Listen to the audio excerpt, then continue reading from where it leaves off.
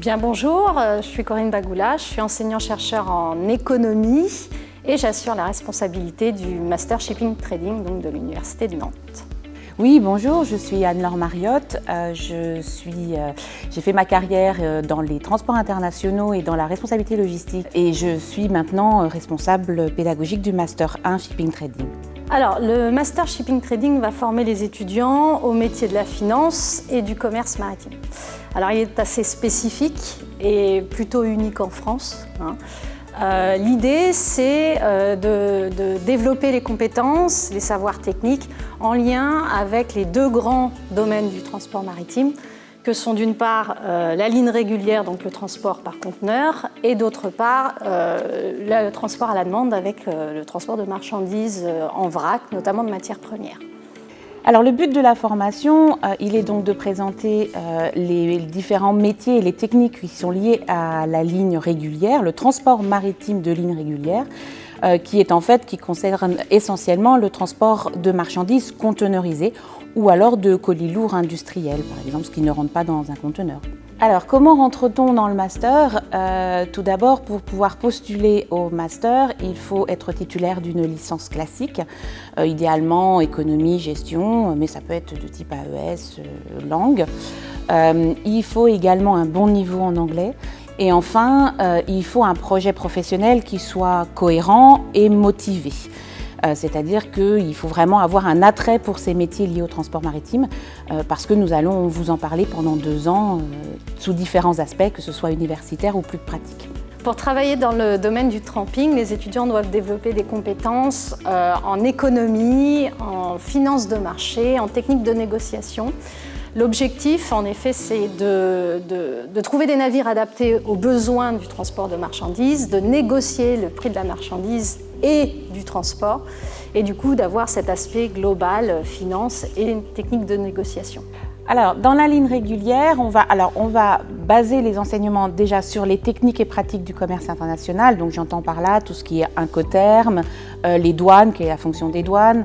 Si je rentre en négociation pour des marchandises conteneurisées, comment je paye, quels sont les moyens de paiement utilisés. Donc, des choses qui sont pratico-pratiques dans ces métiers du commerce international. Et puis, on va y rajouter des cours qui sont beaucoup plus techniques maritimes, qui sont effectivement comment on calcule le fret, comment on détermine le prix du transport maritime pour des marchandises conteneurisées, comment on le fait pour des marchandises qui ne sont pas conteneurisées.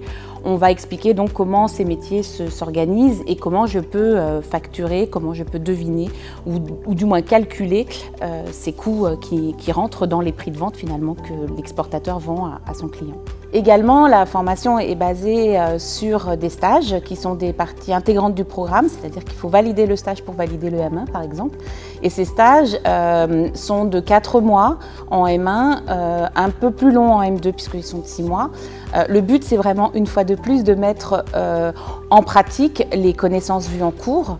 Ils peuvent se faire en France, ils peuvent se faire sur le bassin portuaire ligérien, donc sur notre port, celui de Nantes-Saint-Nazaire, comme il peut être fait soit chez des grandes entreprises qui sont plutôt localisées à Paris, ou alors même dans l'Union européenne. Aussi à l'international, certains de nos étudiants vont dans des pays comme les Émirats arabes unis ou à Singapour ou en Chine par exemple.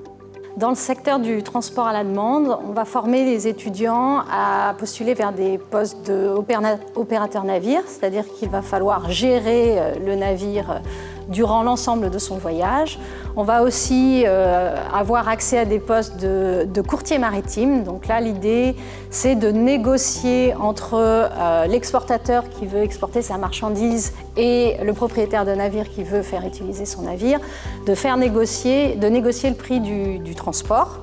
Et on peut aussi avoir des postes en courtier en matière première. Donc là, l'idée, ça va être de négocier la matière première qui sera transportée par voie maritime.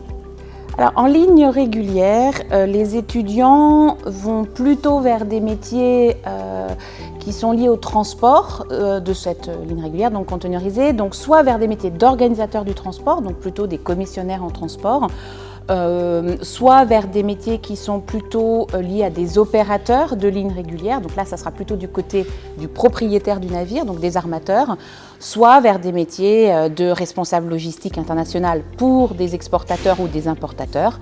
Alors la force du master, c'est qu'il repose sur une double exigence, à la fois académique. On va avoir un labo de recherche en économie maritime, en finance, qui va appuyer toutes les matières académiques, et une exigence également technique en termes de compétences techniques. Et ce qui est important, c'est qu'on essaye toujours de faire le lien entre l'académique, le théorique, et le caractère technique, avec de nombreux professionnels qui assurent une partie importante des cours dans la formation. Alors la force pour moi de cette formation, c'est vraiment ce côté universitaire et professionnel, ce lien très fort qui existe. Il est aussi basé sur un nombre important d'intervenants qui viennent du monde professionnel, mais aussi sur un réseau de diplômés, d'étudiants diplômés qui s'engagent aussi à nos côtés, qui est très dynamique, qui se mettent en lien tous les ans avec nos étudiants et qui sont vraiment dans une motivation à les inclure et à nous aider dans cette formation et faciliter leur insertion dans le monde professionnel. Et puis également par ces stages qui sont très professionnalisants et qui préparent bien à l'entrée dans le monde et dans la vie professionnelle.